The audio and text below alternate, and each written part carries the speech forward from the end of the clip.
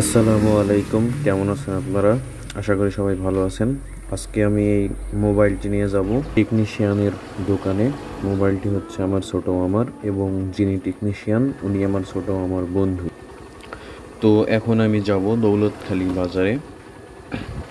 তো চলুন যাওয়া যাক। দৌলতখালি যেতে হলে এদিক দিয়ে সোজা আমাকে চলে যেতে হবে মশাউড়া গোল চত্বর, এবং মশাউড়া গোল চত্বর থেকে সোজা বাধাবরতলা, এবং বাধাবরতলা থেকে আমাকে যেতে হবে দৌলতখালি বাজার। আজকে সকালের পরিবেশ দেখে মনে হচ্ছে আকাশে বৃষ্টি নামতে পারে। দেখা যাক বৃষ্টি নামে কিনা। বেশ কয়েকদিন যাবৎ অনেক গরম আর রোদ পড়ছে।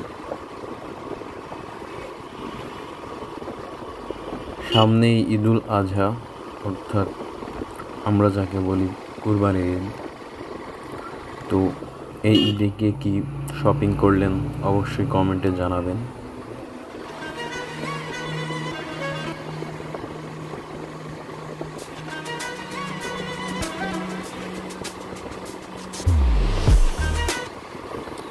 সামনেই যেহেতু ঈদুল আজহা, আপনারা অনেকেই হয়তো বা বাইক চালাবেন বা ইতিমধ্যে চালাচ্ছেন আমার মতোই। তারা গ্রামের রাস্তায় আপনারা সাবধানে বাইক বা অন্য যানবাহন চালাবেন, কেননা গ্রামের রাস্তায় হঠাৎ করে সামনে কুকুর, ইতর প্রাণী বা ছাগল, গরু এসব চলে আসে। অনেক সময় বৃদ্ধ মানুষও সামনে চলে আসে, হর্ন শুনতে পায় না। তো এইসব ক্ষেত্রে আপনারা আপনাদের গতিসীমা নিজেদের কন্ট্রোলে রাখবেন, যাতে করে সামনে কিছু চলে আসলে আপনারা সেটা থামাতে পারেন তৎক্ষণাৎ।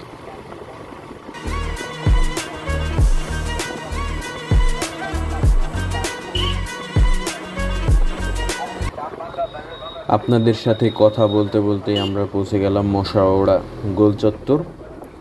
এবার এইখান থেকে বামে মোড় নিব। মোড় নিয়ে চলে যাব সেই বাধাবরতলার দিকে, দৌলতখালি। চলুন যাওয়া যাক।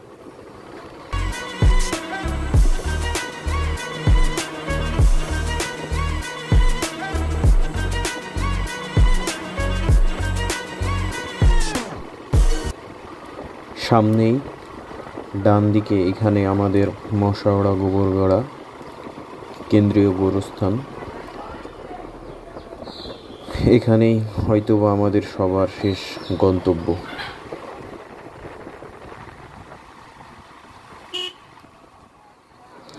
দেখুন কেন আস্তে চালাতে বলি গ্রামের রাস্তায়। এই যে পাশে যে ছাগলগুলো দেখলেন, এবং এই পাশ দিয়ে যে ভ্যানটা আসলো, যদি কোনো ভাই জোরে করে গাড়ি চালিয়ে আসতো এবং যদি ছাগলটি সামনে পড়তো, তাহলে কিন্তু এখানে বিশাল বড় একটি অ্যাক্সিডেন্ট হলেও হতে পারে।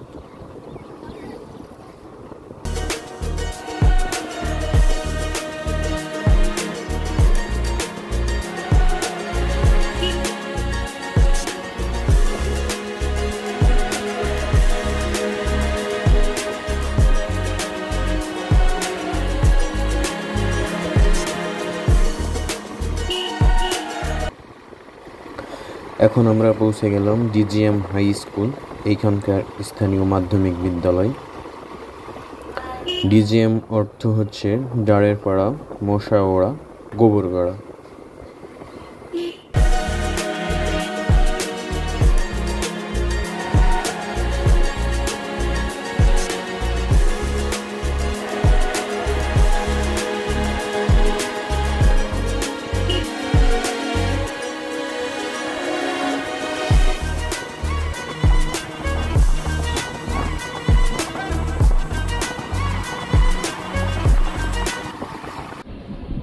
দেখুন এই বৃদ্ধ মহিলা কি করলো।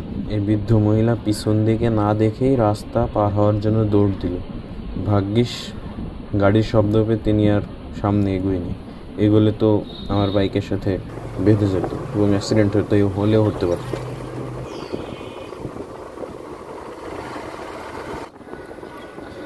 তো আমি পৌঁছে গেছি দৌলতখালি বাজারে।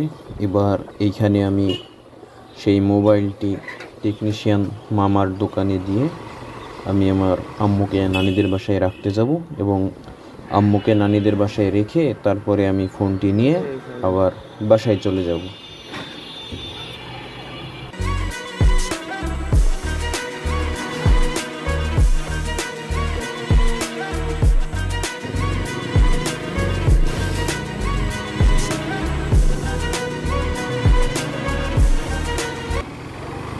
মোবাইল ফোনটি মামার দোকানে দিয়ে এবার আমি যাচ্ছি আমার আম্মুকে নানিদের বাসায় রাখতে, এবং সেখানে গিয়ে কিছুক্ষণ থাকার পরে আমি আবার মামার দোকানে যাব। মামা বলল যে 1 ঘন্টা পরে আসতে। তো দেখি 1 ঘন্টা পরে গিয়ে মোবাইলটি সারা হয় কি হয় না।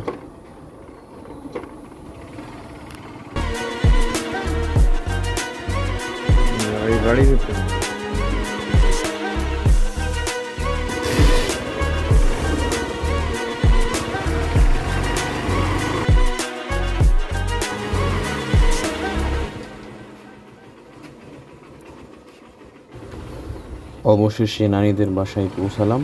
এবার এখানে 1 ঘন্টা মতো থাকবো, থাকার পরে আবার আমি রওনা দেব।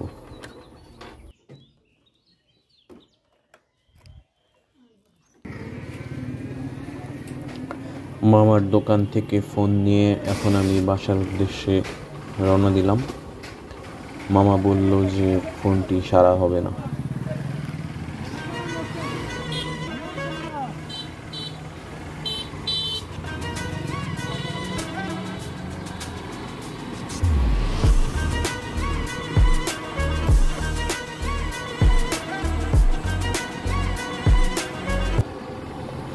আমার ডান দিকে যে হলুদ গেটটি দেখছেন, এই গেটটি মূলত এখানকার প্রাইমারি স্কুলের গেট।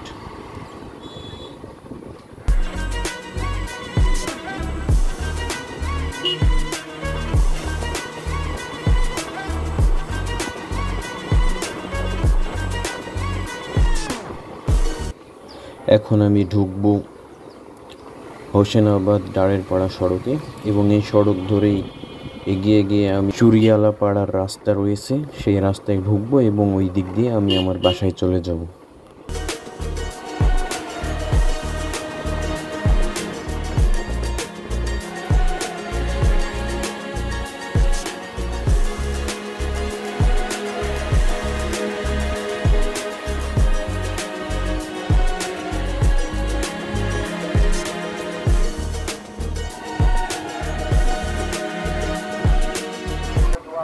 এবং আমি পৌঁছে গেলাম গোবরগাড়াতে। গোবরগাড়ার পরেই আমার বাসা।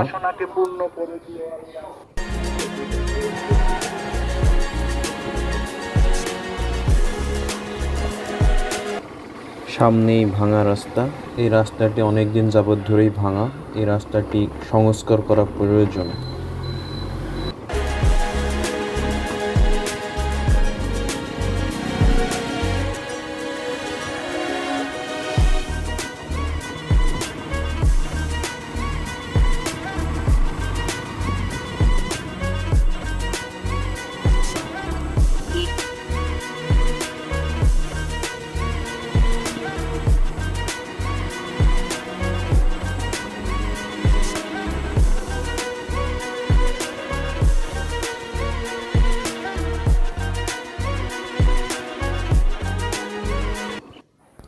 এই সেই ফোন।